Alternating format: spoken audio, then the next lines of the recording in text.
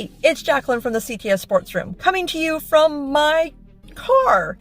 Because it's Christmas time, and my house is full of people, and I told them I was going grocery shopping, but really, I just needed a break. So I downloaded this new app that we just partnered with. It's SuperDraft Pro. It is the future of fantasy sports. And you can play for cash, prizes, and experiences that money can't buy. Like the peace and quiet I'm getting right now. You can play for free, or you can get their non-gambling subscription. Either way, you can still win cash and prizes. If you want more information, my friend Kyle Murray is going to tell you about it. It's not easy being the fastest quarterback you've never seen. I'll be right back. There's no quicker way to get into DFS. Play Super Draft today and see for yourself.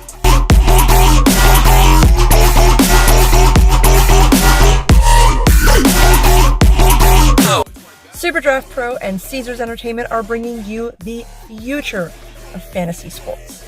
So, if you want to play like a champion or need a break from the family, download SuperDraft Pro today. Play like a champion. Information will be in the link below.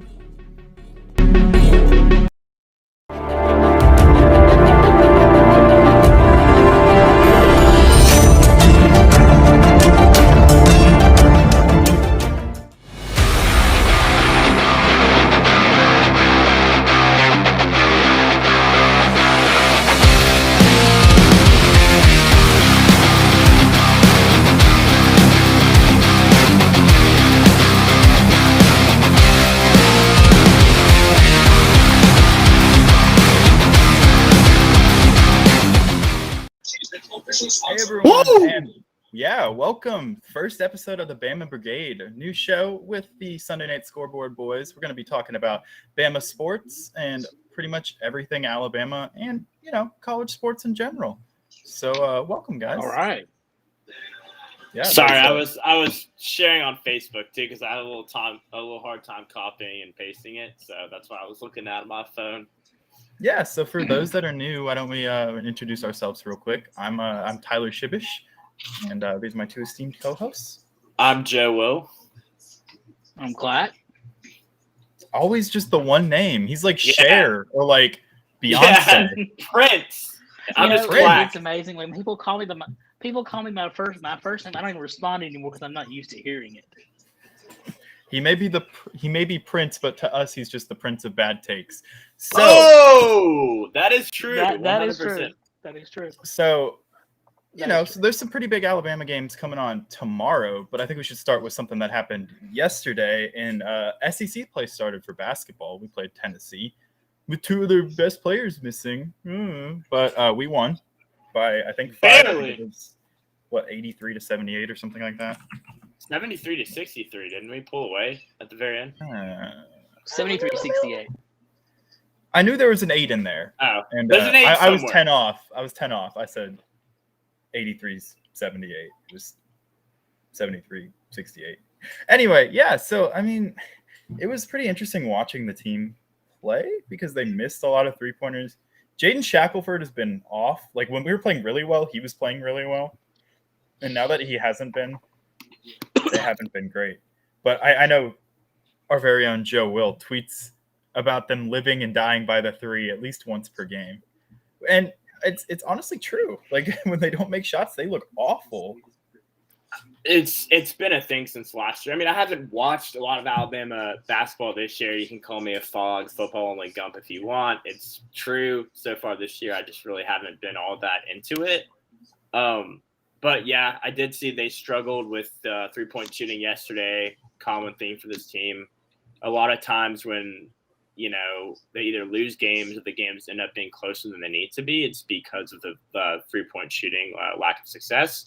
And that's what we saw last night. Thankfully, we were able to narrowly escape despite Tennessee being down their 2 best players. I know Tyler doesn't think that matters all that much, but I think it definitely does. But yeah. Yeah. And Sorry. go ahead. Oh, I was going to say, honestly, God dang it, Clack. All right, I'm going to go. I was going to say, they hammered it home on the broadcast, if you were watching it, or at least the one I was watching, they repeatedly said J.D. Davison. Well, they kept saying J.D. Davidson, which is wrong. And I got points off on an article in school because I wrote Davidson. Don't make my mistakes. It's Davison.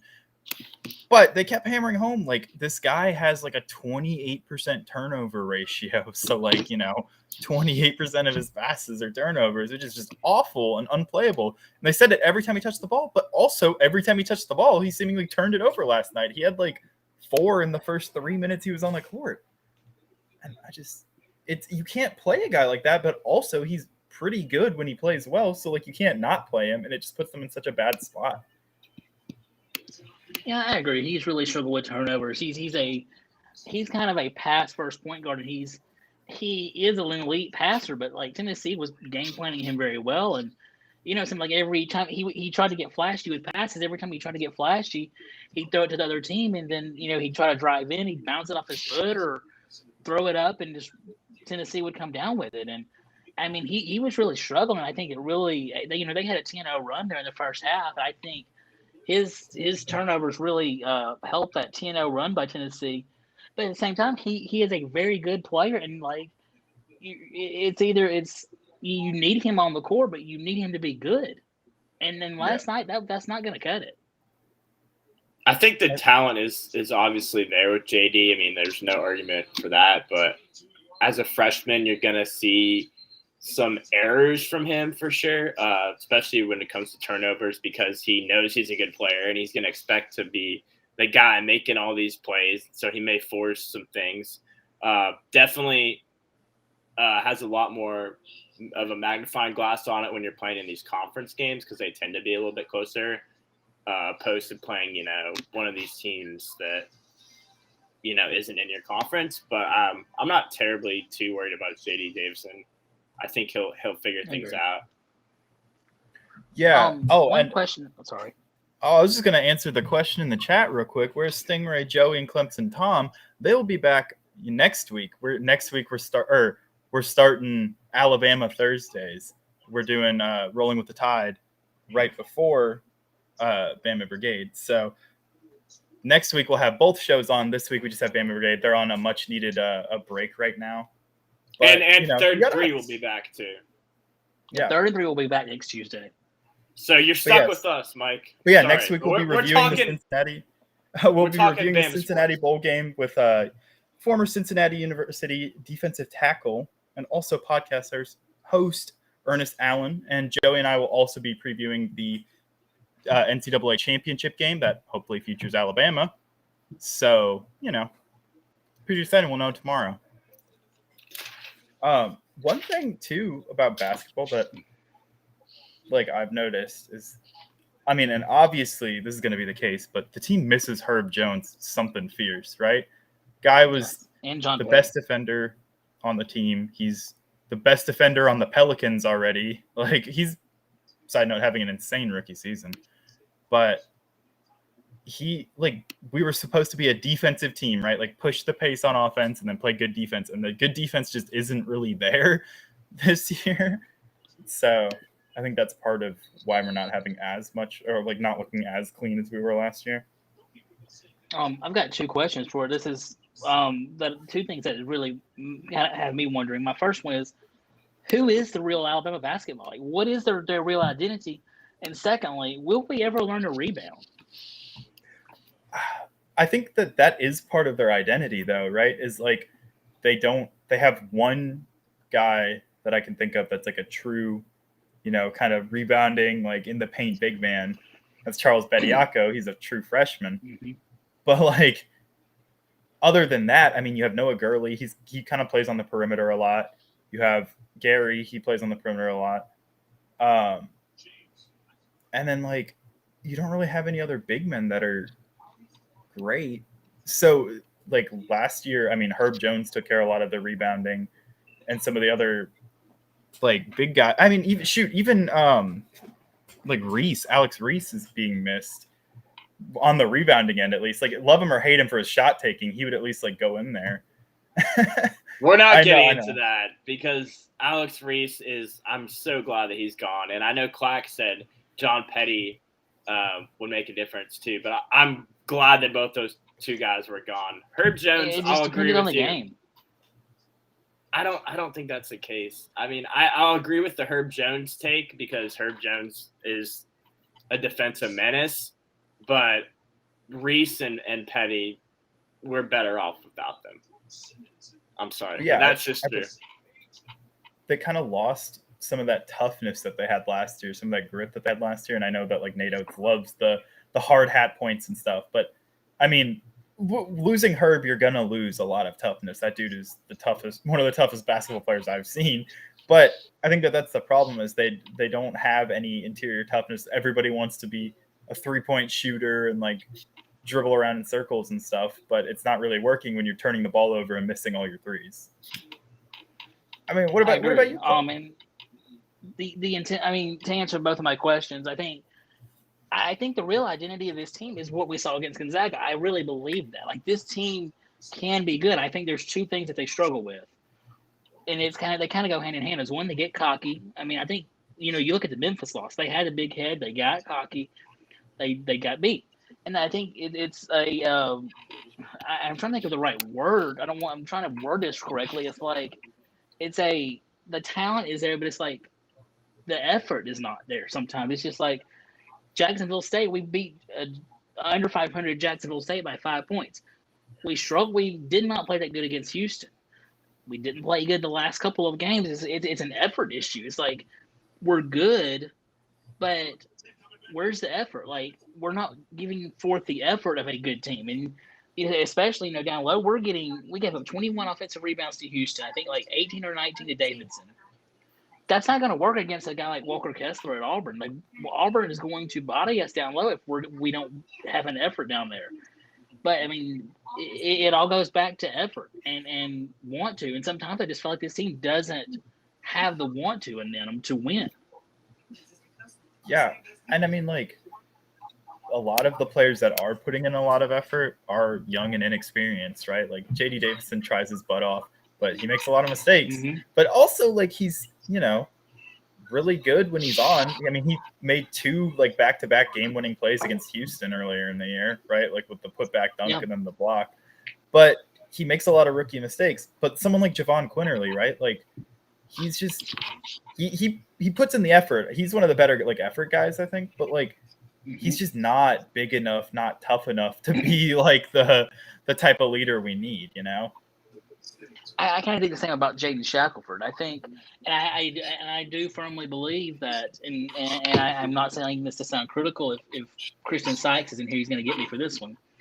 But I don't feel like this team has true leadership on the floor. Like, there just doesn't feel like there's any true leadership out there on the floor, and I think that hurts sometimes. You need a true leader out there on the floor, and I just don't see anyone stepping up in that role. I mean, obviously, I don't know if it was one of y'all that said this or was in another group message. Somebody said, like, we're a young team, and we are young, and we lost our true leader in Herb Jones, and, JD's young. Bediako is young. Noah Gurley he's a senior, but he's not used to this kind of system.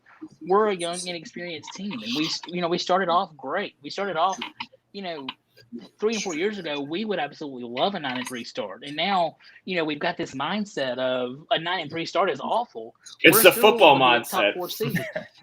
It is, but at the same time, it is, but it's not. At the same time, we're used to what happened last season. We think we should automatically do that this season. And it's going to take this team a while to kind of firmly get together. I mean, yeah, you're going to have great games when you play to your potential. But, sometimes we just don't play to our potential, and it's come back to bite us. It's cost us 3 games. I mean, none of the 3 games we lost was to a worse team than us. Like, every game we lost, we were the better team, and we still lost. It is even sorry, go ahead. It is a lot of things, but it's effort and it's mindset. I think is a lot of it. And at the same time, I think even I don't remember who even said this, but the scheduling was not done correct. Like, the scheduling was great in terms of the teams we scheduled, but you don't play Houston, Gonzaga, Memphis, who were 3 potential Final Four teams. When you in the preseason back to back with 2 of them on the road, that's gonna wear you down. And then we're worn down going into Jacksonville State and Davidson, and I think it just kind of bit us in the butt. That, along with all the other issues, it bit us in the butt. But I mean, they won 2 of those games, right? Yeah, Like, I mean, only they're lost better 1. for it. Oh, I agree. I just wish you had done like Gonzaga, Jacksonville State, Davidson, and then Houston. Like, kind of put your 2 juggernauts not right there. Your 3 juggernauts not back to back to back. I think that was a problem, as well as fatigue. I mean, these guys are. I mean, no team can just go back to back to back. It's hard. That's the same thing in the tournament. You're going to start struggling as the time goes on. That's why there's a full week between the Sweet 16, the Elite 8, and then the Final 4. Yeah, and I mean, one thing that kind of bothers me this year too is like don't get me wrong. I want to preface this by saying like, I'm really happy that he came back, but Jaden Shackelford this year kind of reminds me of like the old what you hear about like people saying about Kobe Bryant.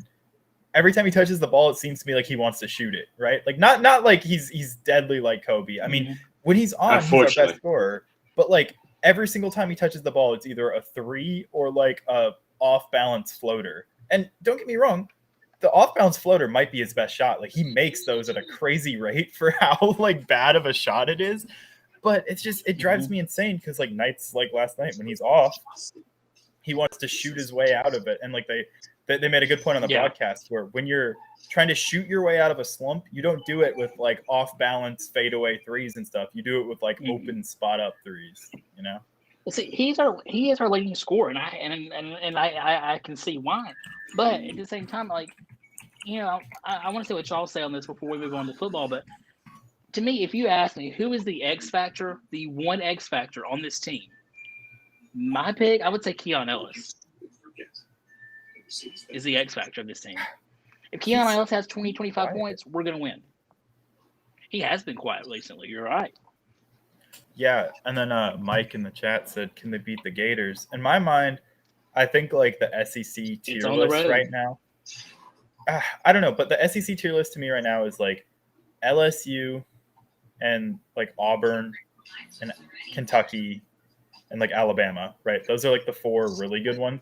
I think those 4 could beat any team on a good day. I do. So yes, I think that they could beat the Gators. But is it a lock? Absolutely not, with how inconsistent they've been like throughout the showings. Because like Clack said earlier, they beat a lot of the hard teams, but they lose. They've like every single game they've lost, they should have won. So I mean, and like you said, it's on the road. I could definitely see them losing because conference play is brutal in the SEC. But on paper, yes, I think Alabama should beat Florida. I don't know. I agree. So, Joe, do you have anything to add? No, I mean, you guys are the resident basketball experts. So right now I'm kind of still stuck on football. So I'll get into basketball. So speaking of football, a little bit. Perfect transition to our next topic. Just a simple question: what has happened to the SEC in bowl games? SEC is 1-5 in bowl games. What has happened, and is the SEC overrated?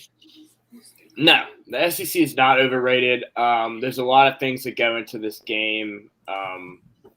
The first being just players opting out, and I get that you'll have players from both teams opting out, but it's not the same game. So if you take a Mississippi State, for example, full strength, or an Auburn team full strength, and you run that game back against their opponent who's also full strength, I would give the edge, 9 out of 10 times to the SEC team just because they have more talent. I mean, but talent doesn't always necessarily win the games. I don't think the SEC is overrated. I think there's just the fact that a lot of these top marquee players are skipping out for the draft, playing these bowl games after a couple weeks off, or what is it, a whole month off? That messes up your routine too. There's just a lot of different factors that go into it, and when I see like Reddit college football and like all these other accounts, Brett McMurphy, like harping on the fact that the SEC is 1-4, it pisses me off because it's like, how much do you guys? The SEC clearly lives rent free in your heads if you're caring about the bowl records. I mean, I saw a tweet that was that said, I don't care if we lose all the SEC bowl games as long as Alabama wins their 2 postseason games. That's all that matters, and I agree with that 100%. Like, I don't care. I'm going to root for the SEC in these bowl games. I'm not going to be like a lot of these gumps on Twitter and root against Tennessee because it's Tennessee. I want the conference to win all their bowl games, but at the same time, we're putting way too much stock into the records for each conference. I want the conference to win all their bowl games minus Auburn. Thank you very much. But I mean, also people are making such a big, like, you look at the teams that have played so far. These are the 6-6 teams that like scraped into a bowl. So like, yeah, on paper, like if the SEC is as good as people say or whatever, like they should beat, Army. And I agree, Mizzou probably should have beat Army. But like, these are the bad SEC teams, and people are like blowing it up. And then once it flips, like once the SEC, the good SEC teams start playing and they start winning bowls, people are going to flip their script real quick and be like, well, yeah, of course Alabama should beat Cincinnati. Yeah, of course Georgia should beat Michigan, all this, right? So like, I think people are just getting their little bit of, fun in before the SEC starts winning games again. Because I don't see like the SEC continuing being this bad. I'm not going to say they're going to win out, but I agree. I mean, I agree. I think, when the SEC is not as good as it's been in years past, I think we can all agree to that. I mean, LSU's down. Mississippi State is, they're where they usually are. Tennessee is Tennessee. Missouri's not the team that, I mean, they've surely had their better years. Florida's down. The SEC is down compared to what we've seen in years past, but it's, do what? Didn't A&M's game get canceled because of COVID? No, they backed out, and Rutgers is in their place. Yeah, but presumably right. A&M is not playing because of COVID. But they're one of the better SEC teams. I don't think they were, though. I think they beat Bama, but I don't think they were one of the better SEC teams this year. I think they had the best win of any SEC team. Well, like one of the better SEC teams is, aside from Alabama and Georgia, like you guys said, this is kind of a down year for the SEC, but I think they probably would have won their bowl game too. So, I don't know. Like you said, these are the 6-6 teams. Barely. Michigan's going to beat Georgia. I kind of agree. Side note, I just wanted to say. I want to go on to something that we just kind of talked about A&M due to sickness. They weren't able to play. But I want to go on that leads me to my next thing. One, I know this is going to sound cold, but I feel like some teams are taking advantage of a virus that's going around and saying they can't play because they've lost their coach, they've lost their quarterback due to opt-outs, yada yada yada. I felt like teams are kind of taking advantage of that and thinking, we're just not going to play. But that leads me to another question. What are your thoughts on player opt-outs? I have a long rant on this, by the way. You talking for COVID or just to like stay healthy? I'm talking about that and in general, like players opting out because they think, I'm scared of injury, or you especially teams in New Year's Six bowls, like Kenny Pickett, Kenneth Walker, these guys, it's like, I'm not going to play the bowl game. Opt out. What are your thoughts? Okay, I'll take the lead on this because I was ranting at Tyler about it before. Is that cool? Please do. Yeah, please do. Go ahead. So I'm not a fan of players opting out for bowl games. I do kind of understand it, but I just kind of think it's ridiculous. But the thing that bothers me the most, and you brought up Kenny Pickett, who I guess is in the booth with the offensive coordinator tonight, and we saw it with Breece Hall when they played against Clemson yesterday. Why, if you're opting out because you're focusing on the draft and training for the draft, why then are you with your team at the game like that you could have been playing in? Pickett is the guy for Pitt. Like, he's the quarterback, like an intricate part of their offense, and he's just chilling with a backwards hat in the booth. And the same goes for Breece Hall on the sidelines yesterday when they couldn't get any sort of running game going against the Clemson defense. He's just sitting there in street clothes. Like, if you're not going to play in the game, then don't be on the sideline. But it's a slap in the face for your teammates when you're just standing there and they're trying to win a damn football game. I think it's ridiculous. Yeah, I was thinking about this, right? Like, I agreed. And I saw Breece Hall yesterday, and even I, who has been a big fan, not a fan, obviously, but like a big supporter of players that have opted out. I was like, why is Breece Hall on the sideline? But the more I thought about that, like the quarterback that was playing for Pitt is a freshman now, right? Because I think they're on their third string guy. So at worst, Right. Kenny Pickett, who, obviously one is trying to show that he still is a part of the team or still supporting the team. He can be there to help him, right? Like, because obviously he's been through this as a freshman quarterback. He can say, hey, like, this is what we like to do. This is how you should go. So I think that they can be like mentors on the sideline. I completely understand, like, it's a bad look for the player, especially if you're saying, like, I want to prepare for the draft. But I think that, ever since Christian McCaffrey was like the first one to popularize it, I completely understand why players want to do it. And I think that if they more power to them, and like I always go to Jake Butt, right? Like, funny name, haha. His name's Butt, but he like tore his ACL in a meaningless bowl game, playing for Michigan, fell like 4 rounds in the draft, and then now his career's over. He's medically retired this year because he had lingering ACL issues. What's up, Jeff? Okay, well then if that's the case, if you're playing on a bad football team and you're a top prospect, then what's the point of even playing the season if you're just going to get injured?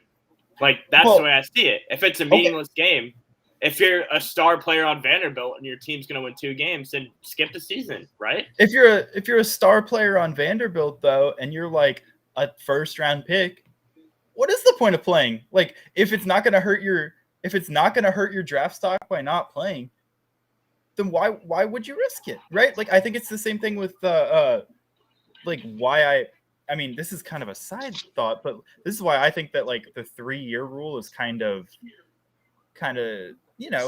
there's some players that could go earlier than 3 years and just have to play an extra year, and then maybe like it messes them up. So I think that if you are a first round prospect and you could be like a top pick, say you're the best wide receiver in the class. You look at Jamar Chase. He didn't play at all last year. Micah Parsons. Yeah, 4th overall. Michael Parsons went 10th. So, I don't know. I think, what is the point of playing for a bad team then? If you're this comment I saw in the chat earlier too. If you get a scholarship for the school, I think you should have to play in all the bowl games. I don't think you should be able to opt out. Like, I think there should be a fine print that says, hey, you're signing on to play here. We don't really know how good you're going to be. Oh. But if we're playing in a bowl game, you're sure as hell playing in that game with us. So you're going to take their scholarship away 3 days before they go to the NFL draft? Oh, no. No, you're not pulling their scholarship. This is something that they agree to when they sign on with the school. How are you going to enforce that, though? They just say, okay, I quit.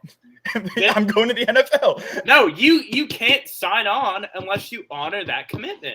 But how do they know you're going to honor it? What are they going to drag you to the stadium and put your pads on for you and set you on the field and say, like, all right, go run around, buddy, have fun? Like, I don't know. I don't have an answer for how it would be enforced, but I think it's bullshit for them to do this. I think here's the thing: these players, especially these guys like Kenny Pickett, Kenneth Walker, like, you're nobody without your team. You're nobody. Like the old cliche saying, "There's no I in team."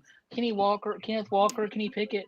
These guys wouldn't be anybody without their team. But I think these coaches and these players, they've worked their butt off to make these guys what they are. And like you're where you are because of this team, because these people around you. Don't just abandon them at the last second just to be all about you. There's probably been 1 or 2 cases in the umpteen million years that football has existed. There's been 1 or 2 injuries at most of a player going down in the situation. Jake Butt's the only example I wouldn't say 1 or 2. There's been some, but more than likely or not, you're gonna hurt yourself. Like, you can anytime you step on the field, you can hurt yourself. So to say I'm not gonna play in this game because I could potentially get hurt, like we said before the show, before we went live, you could get hurt walking to the mailbox. Yeah, or you could get hurt your first day of rookie OTAs. You could tweak your ankle and be out for a long period of time. You don't act conservative because you might get hurt. Sorry, but like rookie OTAs, you got your bag, right? Like Trevor Lawrence already got like $30 million from his rookie contract. I don't think he cares if he hurts himself anymore. Well, That's these guys more are than getting their enough bag with NIL stuff now. So I mean, like a they've couple got money. 100,000, which is nothing to scoff at. I would gladly take a couple 100,000 CTS Sports Room if you're listening. But that being said, I think that like there is a definite difference between set for a little while and like set for life money. And I think most, maybe like one or two players every year will get set for NIL. But even like Bryce Young, they said he cracked $1 million before the season started, but I think Nick Saban like shot that down and said like I don't think it was over $1 million. But I mean, it's definitely now, but it wasn't going into the season. Yeah, y'all both got some great points. But with that being said, really quickly, let's hear from Jacqueline. Hey, it's Jacqueline from the CTS Sports Room, coming to you from my car. Because it's Christmas time, and my house is full of people, and I told them I was going grocery shopping, but really, I just needed a break. So I downloaded this new app that we just partnered with. It's SuperDraft Pro. It is the future of fantasy sports. And you can play for cash, prizes, and experiences that money can't buy. Like the peace and quiet I'm getting right now. You can play for free, or you can get their non-gambling subscription. Either way, you can still win cash and prizes. If you want more information, my friend Kyle Murray is going to tell you about it. It's not easy being the fastest quarterback you've never seen. I'll be right back. There's no quicker way to get into DFS. Play Super Draft today and see for yourself.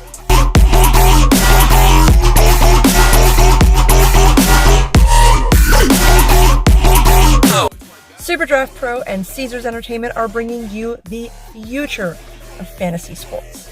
So, if you want to play like a champion or need a break from the family, download SuperDraft Pro today. Play like a champion. Information will be in the link below.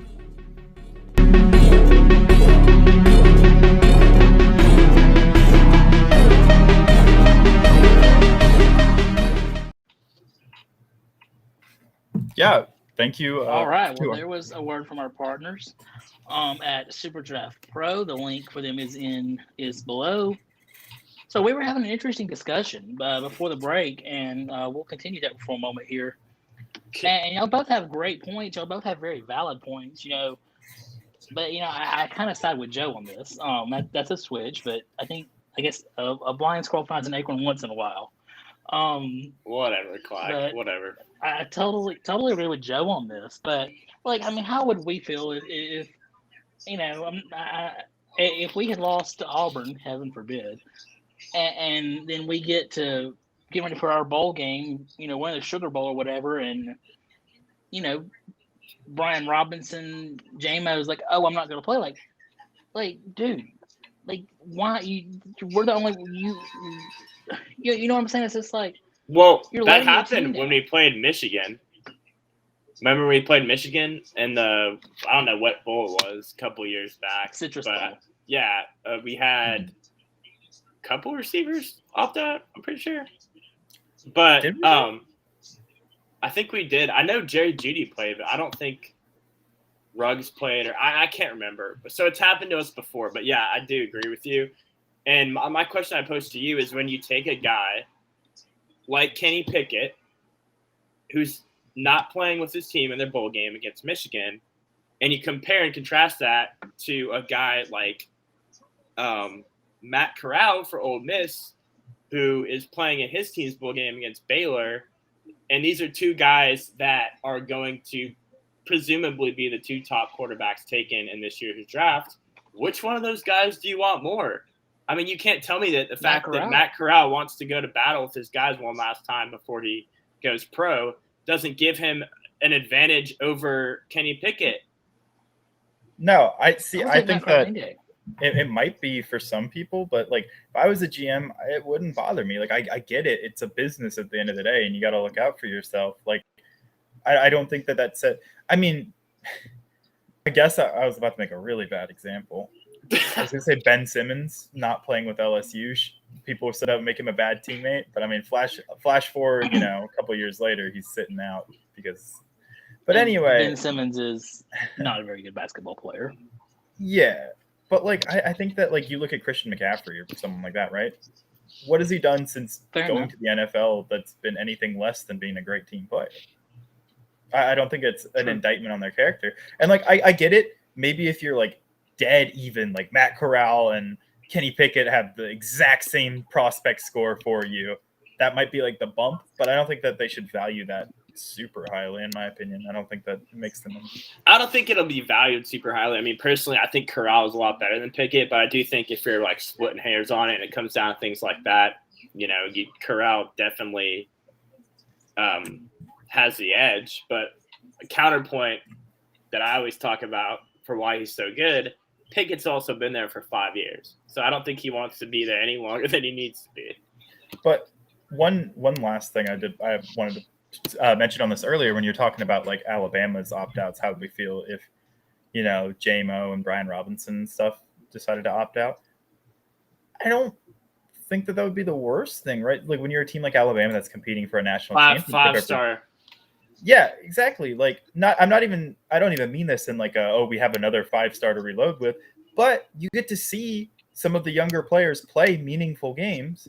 And then, if they step up, great. You know who your stars are going to be for next year. If they play bad, great. You know who needs work or who isn't going to be a big factor next year. When you're a team that's competing for the national championship every year, I don't think that that's a bad thing.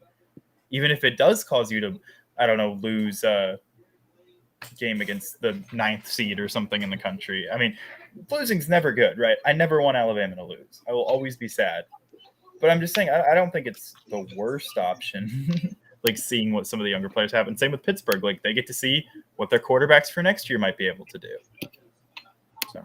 Oh, actually, for Pittsburgh, Kendon Slovis is coming in, but I agree with what you just said. Yeah. So to go to the big games for tomorrow, college football playoff. We'll start off with Georgia and Michigan since we're a Bama show. We'll get them last. Michigan and Georgia tomorrow night. Question for you guys is, will the Michigan O-line, who won the Joe Moore Award, the award for the nation's best offensive line, will the Michigan offensive line be able to stop that strong Georgia defense and Jordan Davis and Nakobe Dean? I think the Alabama offensive line was able to do it pretty well. Granted, bye, Mike. Thanks for checking out the stream, by the way. But I think that, granted, Alabama had a really good scheme with it. And I wanted to tweet this out. I had the opportunity to go to the press conference with Kirk Herbstreit, and he said something about this, saying that like Alabama did show a blueprint to how to beat Michigan, but Michigan doesn't have that type of offense where they can just follow that blueprint. Like as much as Cade McNamara has been like serviceable this year, he's not Bryce Young. He's not going to pick apart Georgia's defense. But like if I'm just saying like Alabama running tempo, they were able to gas Jordan Davis. They were able to gas the entire defensive line. And like, I get it. Oh, afterwards it came out that they all had a stomach bug, whatever. Maybe that's the reason they were so gassed. They were sick to their stomachs from having to deal with Bryce Young. Exactly. But Michigan's offensive line is better than Alabama's is right now. So I definitely think that they'll be able to do what they do. And I do think, though, that McNamara will have to step up. I was looking through his stats preparing for the game, and he only threw for like over 250 yards like 3 or 4 games this year because he hasn't really had to. So I guess the question is, can he in a big game? That's my biggest question mark. I've gone back and forth on this game. Sometimes I'll think, I think Georgia's going to win. Sometimes I'll be like, well, I think Michigan can pull off the upset. But I think ultimately I've come to the conclusion that this Michigan team, who is good, I still don't think will be able to best Georgia. I think Georgia will come back and they'll do what they do well. And like you said, whereas they struggled against Alabama, Michigan's bread and butter is running the football. They don't pass the ball particularly well. And Georgia's just going to shut down that running game. And it's going to put a lot of the game on Cade McNamara's back. And I don't think he can handle it. I see him having a couple turnovers, and I see Georgia just dominating this game. And I think George Pickens will be a little bit healthier for the Georgia offense, so that'll help them out a lot too. And I really don't think this game is even close. I mean, maybe for a little bit, but I think Georgia is just night and day a better team than Michigan. Well, I mean, Joe, I think you said everything. Same thing. I don't think it will be close. It'll be. By not close, I mean 14 to 17 points. Georgia maybe 20. I just don't think that. The Michigan line is great, but they haven't faced a defense like Georgia's. I mean, the best defense that Michigan has played is probably Michigan State or Ohio State, and neither one of them have that good of defenses. So Michigan is not going to be ready for the Georgia defense, and Cade McNamara's inexperience. There's just no way that he can lead them. I think it'll be close for a quarter or two. I think the Michigan defense can keep them in it, but they're not going to win the game. I mean, it's going to be Georgia's going to dominate the game like they dominated everybody but Alabama. But I will say to my next question. Let's say it's a close game. Let's say we get to the fourth quarter, it's a tie game. Can Stetson Bennett lead Georgia to victory? If it's up to him, can Stetson Bennett lead them to victory? I trust Stetson Bennett more than I trust Cade McNamara. Yeah, I mean, I kind of agree, and I think Stetson Bennett was a huge meme coming into this year, right? Because he was god awful last year, but he's actually been like a pretty decent quarterback this year. I can't hate on him, and like I said, it's just he's had to, he's done more, I think, this year and shown that he can do more than Cade McNamara really has. Like Cade McNamara had a couple good games. I think he had put up good numbers against I think it was Purdue, and then Ohio State, he played obviously well. They blew Ohio State out, but I don't know. I think that Stetson Bennett is fine, but he's also good for one or two bad mistakes every game that he plays. You look at Alabama, he should have had 2 pick sixes. Jordan Battle dropped one of them. Jordan Battle alone should have had 2 pick sixes, I guess. And then there was another interception. And so,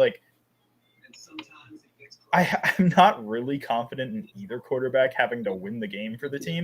I think that both teams are kind of play good defense, rely on the running game, and then rely on the quarterback if you have to. But if I had to choose one of the two, I would trust Stetson Bennett over Cade McNamara as well.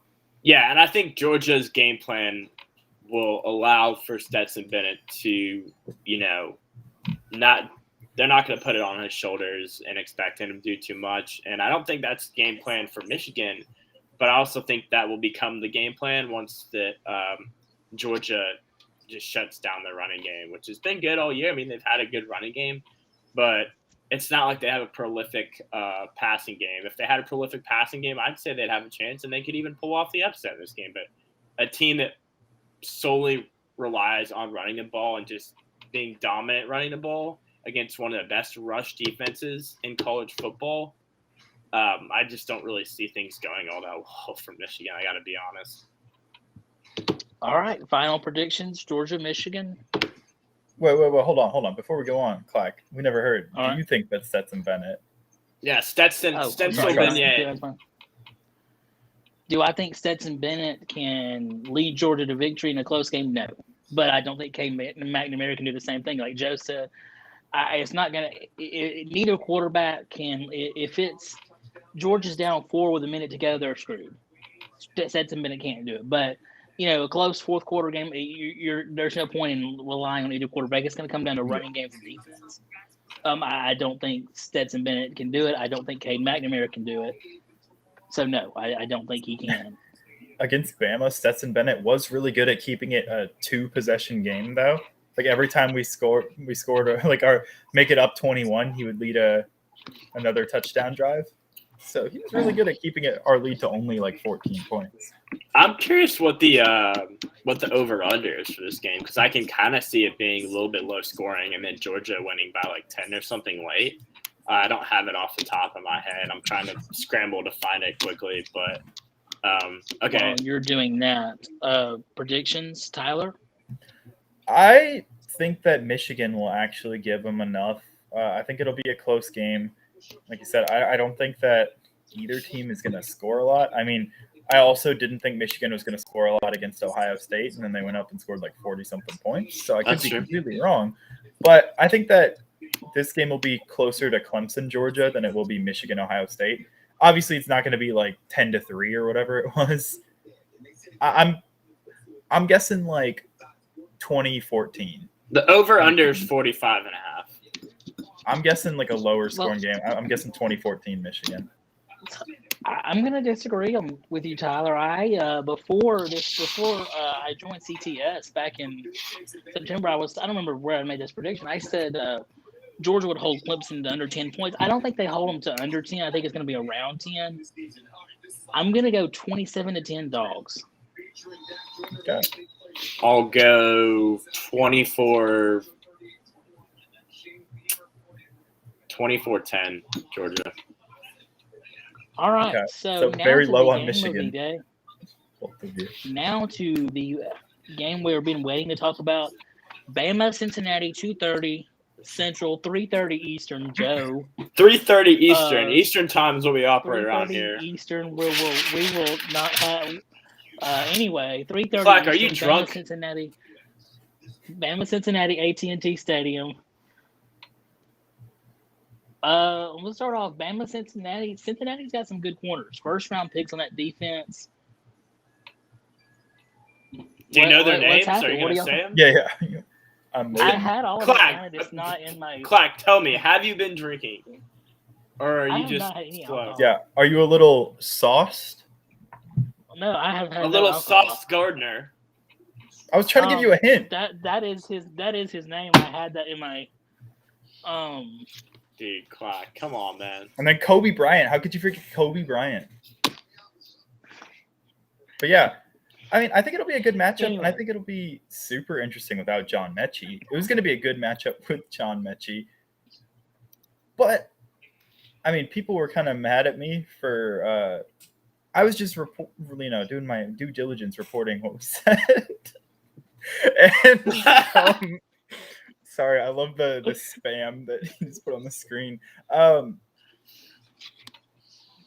Billingsley needs to step up in my mind. Cameron Latu will have he's been solid all year. But I think that like one of the freshman receivers, right, whether it's Brooks, Leary, or Hall, really needs to step up. And like Hall's been super quiet, but I saw Nick Saban giving him a lot of praise in these post-game pre-game conferences. And generally, when Nick Saban gives someone praise like that, like they go out there and play and they go out there and do well. So I wouldn't put it past Ajay Hall like actually getting a little bit of playing time unlike he has all year, which would be cool for me because I think Joe Corey Brooks is going to be our difference maker. If he's on, I think that's going to be where the difference maker is because they're going to have Sauce on. I did remember this. Sauce has not given up. I don't think Sauce has ever given up a touchdown in his Cincinnati career. He has not given up a touchdown. Let me find the fact. I had it all in the in my notes, and I don't know what happened to it. He hasn't given up a touchdown in 1,324 snaps. So they're going to have him on JMO. Here's the thing, though. This is what I'm going to say. Do you, as good as Sauce Gardner and Kobe Bryant have been, do you think Alabama's just going to line them up on those guys and just say, run straight? No. They're going to cross them. Well, no. They're going to involve Cincinnati's linebackers. And as good as those corners are, I want to know, can Cincinnati's linebackers step up in this game and be able to deal with these? Can our offensive line hold up? Yeah, I think that's the bigger thing is they're going to give more healthy Brian Robinson the ball a lot. No, that's the key to winning will be. I think Trey Sanders should get a lot of playing time. Trey Sanders has been great when he's got playing time. I would expect a big, and I'm not just saying for Brian Robinson, just overall a big rushing game for Alabama because we were able to run the ball a little bit on Georgia, and that's the best rush defense in college football. I know Cincinnati supposedly has a decent defense, but we're just talking about these corners in the secondary, and none of that really matters if we're gashing them up the middle on running plays. I mean, that'll just set up passing game. I also want to add, as good as Sauce has been, as good as Kobe Bryant's been, he's also wearing number 8 for this game to honor the actual Kobe Bryant, which I think is kind of a baller move. But they haven't played anyone like Jamison Williams. Like he probably should have won the Biletnikoff or had an argument for winning the Biletnikoff. Is going to be one of the first receivers taken. I think he'll probably be like third receiver taken in the board behind the two Ohio State. Splitting hairs at that point. Yeah, exactly. I don't think they've played anyone that good unless I'm like forgetting someone, but they didn't really. Same with Cincinnati all year, right? Like they keep winning, but I keep saying like they played 2.5 good teams all year. They almost lost to Navy. Yeah, and I mean like Alabama did have a loss, and so glass throwing stones in glass houses or whatever, but I think that you saying you haven't given up a touchdown is great until Jamison Williams runs like a 4-flat 40 right past you all the way to the end zone. Yeah. To my second question, Desmond Ridder versus the Bama defense and Will Anderson. How much does Desmond Ridder test our defense? I'm not a Desmond Ridder guy. I think he's very, very, very overhyped. And I've been saying this all year that he's been hyped. And then for like the last couple of weeks, I've been just saying, I think this defense is going to give him fits because he's the guy that's been prone to forcing throws and prone to turning the ball over.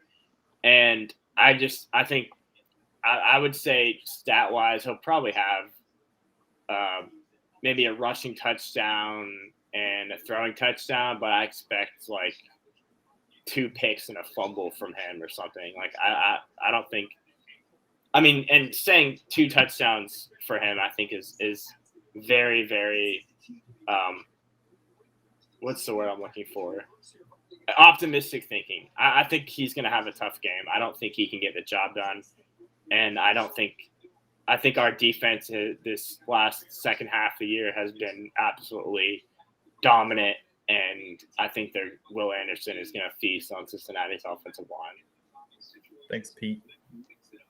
I agree to a point, but I do think he's going to have a good day. I think like Christian has said before, I think we've all kind of talked about before on the show and in general, is that football anymore is not, defense is not holding them to 10, 3, 7 points anymore.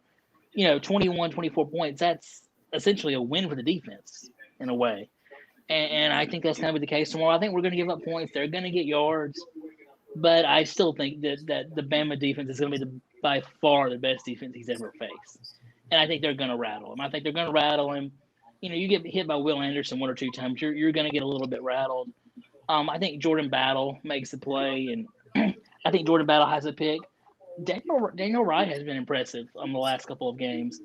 I look for Battle especially to have a play that just kind of defines the game, turns it in our favor. Hope to see Malachi Moore play better than he's been playing. I just want to add, I think Malachi has a big game, and I think he has a big playoff. I think he has a good playoff and kind of turns the corner and gets back to Malachi that we saw last year. Agreed. I think the defense. I know I have bad takes, but I'm gonna say this and hope I don't jinx something. I can see that look Joe has. I think it's a close game, but I just don't think if it's a shootout, I don't think Cincinnati has the offense to stay in a shootout. Define close game. I think it'll be within 5 at half. And I think it'll be within 8, 9, 7 at the end of the third. Which one is it? 8, 9, or 7? I think it'll be within a touchdown at the end of the third. Kind of like Clack, what? Give me a final score. Wait, within a touchdown? A touchdown, 6 points. 7. I was thinking 7. Give me a final score. We're gonna get technical here. Yeah. The final score. Yep. 38-24, Bama. Ooh, that's pretty close to mine. I'd say 34-17. 34. I mean, I think Jerome Ford will have a decent, he'll be a difference maker for them. He's been good all year. Former Alabama transfer, despite I know he hates that people are saying that, but that's what he is, and Alabama is the standard. So I'm going to continue to call him that. But I don't see Desmond Ridder doing all that much. I mean, he's not a horrible quarterback, But all this hype going into this game about how great he is and how he's going to go in the first round, I think that's absurd. He's going to be seeing Will Anderson and his nightmares for the next week, which is a bad start to the new year. Yeah, Clack, you said 38-24. It's funny because I was going to say 35-21, so just take away the field goals. But I want to talk about, you're going to ask about some X factors. I'll just skip right to talking about it before we close. I think that there's two big ones in my mind. No, three big Alabama X factors in my mind. Okay. Number one, you got whatever corner is playing opposite of Kool-Aid, because Job is hurt. You mean whatever receiver? No. I'm talking like his partner corner. Taylor Armour Davis, right? I thought he was hurt though, and like was recovering, and he'll be back. Yeah, he's slated to play. But also, I saw Kyrie Jackson, JUCO transfer, was also expecting to get some play time, or at least was expecting to play a little himself. So I think that whoever is beside Kool-Aid, Job and Armour Davis have looked up and down all year, and no one else has really seen the field. I think that's specifically really Job. Yeah. Number two is Jojo Earl. There's no guarantee he'll play yet. He was reportedly close to coming back in the SEC championship, and he's supposed to be a game time decision for tomorrow. He'll play. Yeah, I feel like he'll play. And so then you have an actual punt returner that's not Slade Bolden. Plus, before he got hurt, he was starting to work his way into the receiver rotation. So that's another receiver they have to cover that they haven't seen play in a while. So, and he's explosive if he's healthy. So I think that he's a huge X factor. And then I also think that, wait, did I lose it? Oh no, I was going to say Jaleel Billingsley. He's been kind of invisible all year. After last year being such a good breakout tight end for Mac Jones, he has kind of been in and out of Nick Saban's doghouse, and then had a couple big plays, but he hasn't really strung together a big game yet all year, pretty much. He had one against one of the cupcake schools that Alabama played. But other than that, against Auburn, he didn't have a catch until the fourth down catch for 20 yards that he had. And that was his only catch all game. Last week, he had one catch, or last game, he had one catch. And it was the one where Bryce Young was falling to the ground and flipped it 20 yards down the field. So I think that him getting going would unlock another element to the offense that they've kind of been missing for a while. So those are my three X factors. I said it earlier that Malachi Moore, this will be a get-right game for him. I'll agree with you, Tyler. I think get-right game for Jaleel Billingsley as well, and him on the offense and then Malachi Moore on the defense will be X factors. All right, Clack, who you got? I've got 4 X factors. 2 on each side of the ball, actually. Actually 3 offensive, 1 defensive. Clack's I got 24 X factors. Yeah. I think my first one is I'm going to go Slade Bolden. No, I'm going to go Slade Bolden. Reichard and I'm going to go Slade Bolden. I think we need Slade Bolden to have a good game. I'm sorry, Joe. I see the look I'm getting on that. Slade Bolden. What's an X factor? Not dropping a ball or doing something stupid. One catch. I'm not saying that. 5 yards. I need 3 catches for 12 yards. We need 5 catches out of Slade Bolden. 5 meaningful catches. He had a couple I'll of give you good ones 4 against Georgia. Yeah, no. And Auburn. I'm going to go Dallas. I think Dallas Clark's going to be an X factor on our defensive line. Wait, can I say something about Slade Bolden? Yes, he's a sneaky athletic guy. First one in, last one out of the weight room. He's a guy, I didn't know that Dallas Clark was coming out of retirement. Clack, are you sure that you're not? You have Dallas injury. Turner, I'm sorry. He's a little sauce. Dude, please, Clack. Dallas Turner, my goodness. You're lucky the My Bama goodness. Twitter people aren't watching this. They would drag you so hard. We've got 2 people in here. I've called him the same thing. Dallas Turner, I'm sorry. My goodness. Dallas Turner, I think we need him to get pressure on Desmond Ridder as well, especially if their O-line is any bit successful in containing Will Anderson. I think Dallas Turner needs to be a difference maker as well. And my third one, I'm gonna put these two together. B-Rob and Cameron Latu. Y'all. I think one of y'all said Billingsley. I think we need Latu to be Latu's had One drops. of y'all, we both said it. I'm gonna go. Need Latu to have some get open tomorrow, and preferably not drop the ball. He started off the season great. He struggled recently, and of course, my fourth X factor. And I think this is where the game can be won or lost.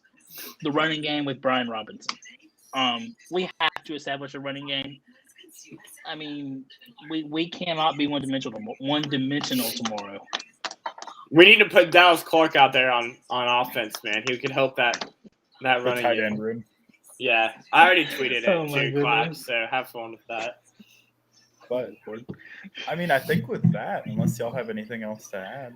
Wait, I have one more thing to add. Okay. Roll Tide. Roll Tide. Yeah, but thank y'all so much for joining us tonight in the first episode of Bama Brigade. Like I said, we'll be back here next week, 6 p.m. Central. We'll have Rolling with the Tide 7 p.m. with Eastern. me and my co-host Joey. We'll be back, and we'll be talking to Mr. Ernest Allen, former University of Cincinnati defensive tackle and podcast host. Then right after that, 7 p.m., we'll be back with our second episode of Bama Brigade. Also, Sunday, 5 p.m., be sure to check out Sunday Night Scoreboard, where we'll be talking about the NFL if you care about pro sports at all. But thank you guys so much for joining us. Thank you. And I don't know, Thank you. Clack must have been drunk. I'm not sure. But No. Roll Tide. We'll see y'all next